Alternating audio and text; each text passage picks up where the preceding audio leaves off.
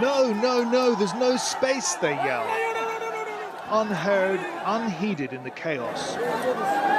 In the land of rivers, millions on the move. A panicked rush to leave Dhaka after the government declared not a national emergency, but a 10-day national holiday to combat COVID-19. In a poor country with close to 180 million people crammed in, social distancing and self-isolation are luxuries for the rich. On Independence Day, Prime Minister Sheikh Hasina said Bangladesh had courageously faced down past dangers. We won our war of independence, she said, and coronavirus is a war too. We will win again. As news of the sweeping contagion spread last month, a well-meaning religious leader gathered the faithful to pray for deliverance,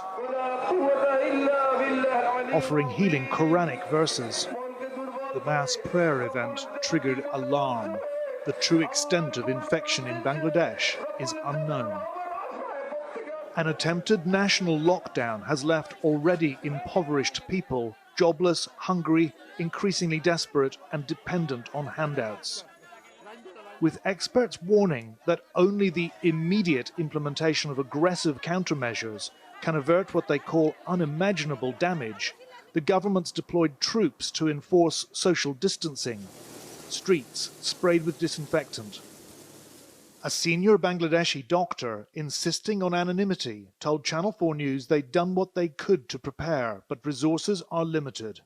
Our people are not aware of the danger, he said. If there is mass infection, our health system will be totally devastated. This disease has already disrupted what seem to be stable, well-resourced nations. So Bangladesh has an enormous challenge in front of it, undoubtedly. In the capital, the lockdown has left the already impoverished, hungry and desperate, dependent on the generosity of wealthier people. Coral Slum, Dhaka, a vast, tin-roofed shanty whose 50,000 densely packed residents have no ivory towers to retreat to. The people of Coral know about the virus, but feel helpless. The lady in red says if they can't work, they'll starve.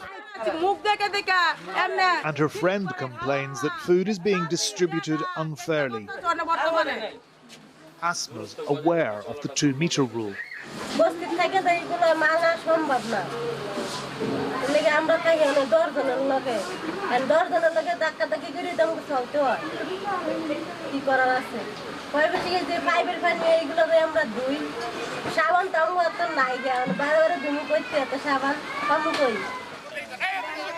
The government is distributing food to the poor and has offered emergency support to 4 million Bangladeshis in the garment sector, many of whom now face destitution after global clothing brands cancelled £2.5 billion worth of orders, including several leading British retailers.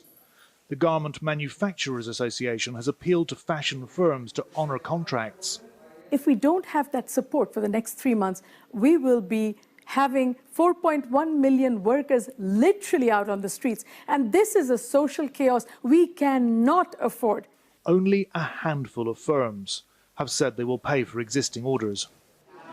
In the far south of one of the world's most densely populated countries, the world's biggest refugee camp, crammed with over 1 million Rohingya Muslims who fled ethnic cleansing in next-door Burma. Many live 12 or more to a room in bamboo and plastic shacks, a density 4 times that of high-rise New York City. Prime conditions for corona, which thrives in confined spaces, threatening to turn crisis into catastrophe.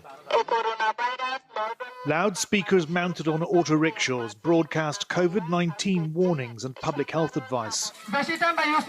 Mobile networks and the internet have long been curtailed in these camps by the government on unspecified security grounds, so volunteers have resorted to spreading the message by megaphone.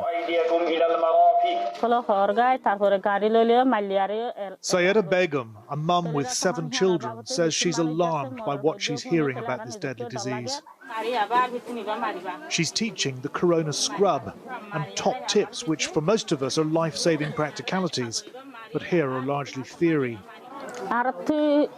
We need so much soap and water, she says. One family might have 10 or 15 members. All need soap. Every house is full of people. How can we stay so far apart?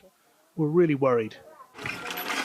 For 22-year-old Senwara, the message is simple: wash and pray. The imam and religious scholars say it's a curse from Allah, she says, so we have to pray more. We have to read the Quran and beg Allah to help us. Death stalked the Rohingya people in the pre-corona era. They're used to it. They're resilient but very vulnerable and hopelessly ill-equipped to cope if, or more likely when, COVID-19 strikes.